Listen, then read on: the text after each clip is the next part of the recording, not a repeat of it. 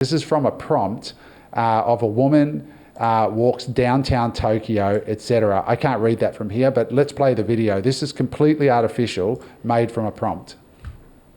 Look at that. Isn't that extraordinary? Yeah, this is insane. And also just to, for the viewers when they get this, the final cut, is have a look at, this is probably the longest of the prompts of the 10 examples, 10 or 15 examples. They're not that complex. So you don't have to be a prompt wizard now to get output like this. So, you know, the technology from the prompt space is certainly getting much, much better. Look at that close-up. Like, that is indiscernible from real footage. I am mind blown because I played around with these, you know, text to video generators, AI generators, and it's always like a bit like a fever dream. Like, it's a bit janky. There's extra fingers and like weird stuff. Like this is mind blowing. Like, look at this. Yeah, look at this one of the. Look at the fur and the hair on them. It's like, I don't know. Mind blowing. Greg, because you're closer to the screen. I've got it here, the prompt. Yeah, just read the prompt. So the prompt for this one is: several giant woolly mammoths approach treading through a snowy meadow. Their long woolly fur lightly blows in the wind as they walk, snow-covered trees and dramatic snow. Yeah, isn't that insane? I mean, look at that. Absolutely insane. Let's look at the next one. Yep. And what's the prompt for this, Greg? Prompt for this, a movie trailer featuring the adventures of 30-year-old spacemen wearing a red wool knitted motorcycle helmet, blue skies, salt desert, cinematic style, shot on 35mm film with vivid colors.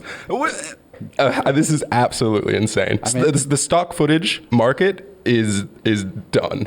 Like, how do you feel, Greg, as a videographer and a person in this space watching this? Hey, I mean, it's a double-edged sword for sure.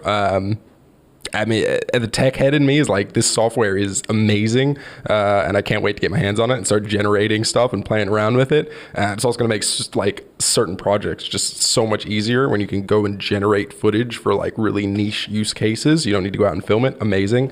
But then the videographer in me is like, well, damn, man. I mean, freelancers are going to take a massive blow. Like I said, the stock footage market gone, and you know, content creators and freelancers are going to take a massive blow as well, because companies can just start generating their own really high quality footage themselves with no need for a middleman. So yeah, we'll see. Pandora's box has definitely been opened.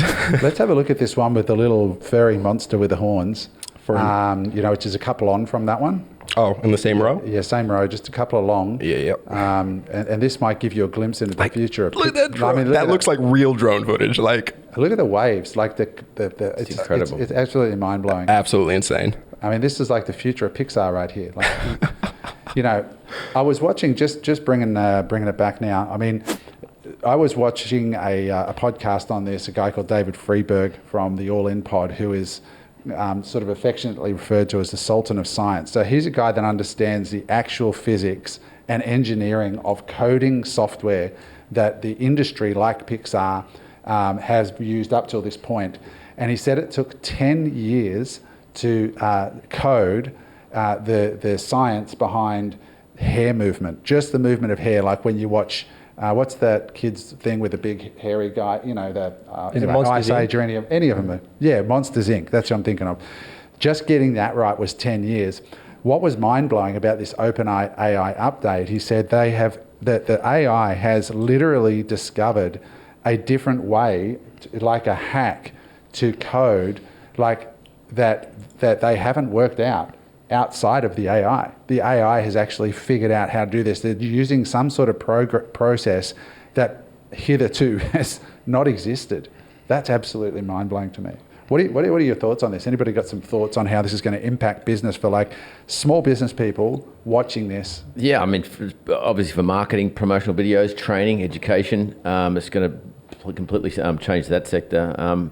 You know, create an SOP, if you're talking for an educational part, medical training, urban planning and architecture, sports training, if you want to reenact roles and with like an AFL team, there's so many different use cases for it. You know, military stuff, you think about the military putting this stuff into play and real life and reenactments and whatnot. So look, the use cases are endless, I think, specific for small business. You know, my mind's just starting to fizzle over at the moment with AI in general, let alone seeing this come along. So I just wonder how they're going to monetize it. Surely it's not just going to be a subscription, based model. I wonder if It seems too powerful for that. Yeah, I wonder if OpenAI and the owners of OpenAI, next thing going to create their own videos and be There's going to be video a million producers, ways. right? A million ways. If you want to check it out, the link is openai.com/Sora, SORA. Go check it out. I think it's only open right now to filmmakers and so on. But I mean, there's so many implications here, like with deep fakes. People go, oh my God, imagine the amount of deep fakes that are going to be out there. That's a whole another topic. I mean, look at this one, for example. This guy looks, I was just sitting here with my face to the screen. This guy looks indiscernible from a real person. And look at how basic the prompt is. A young man in his 20s sitting on a piece of cloud in the sky reading a book. That's it. Yeah, it's insane. But I mean, as far as deep fakes go, I think it's going to have the inverse reaction. People are worried about, oh no, everybody's going to deep fake. Well, it's going to be so easy. Like, yeah, that wasn't me. Like this is like Jeffrey Epstein's best case scenario. Like, no, that shit wasn't me, bro. So you get away with anything now. Unfortunately, he had about 150 positive IDs on him, so he wasn't wriggling out of anything. Just take a leaf out of Donald's book. Deny, right? Yeah. Just never admit. Right? Then launch your own set of shoes. Look, we could go on and on about this, but if you are in small business and you are not paying attention to AI yet, you really need to be. And because the implications for cost savings is one thing, efficiencies is one thing, but what's going to happen here is there are going to be small businesses that actually get onto this and harness this, and they're going to quickly close the gap between themselves and the big businesses, and the big businesses that are slow to iterate and slow to ingest this new technology are going to lose their advantage. So if you are a young person or a hungry person or a competitive person right now that wants to take market share, I don't think I'm alone on this panel in saying pay attention to AI and get yourself across this, because even for our guest today, Andrew, I mean, in your business, imagine being able to create, like for your stroller business, for example, upload into, like you can already do this in DALL-E, upload an image of your product and say, make this product with this.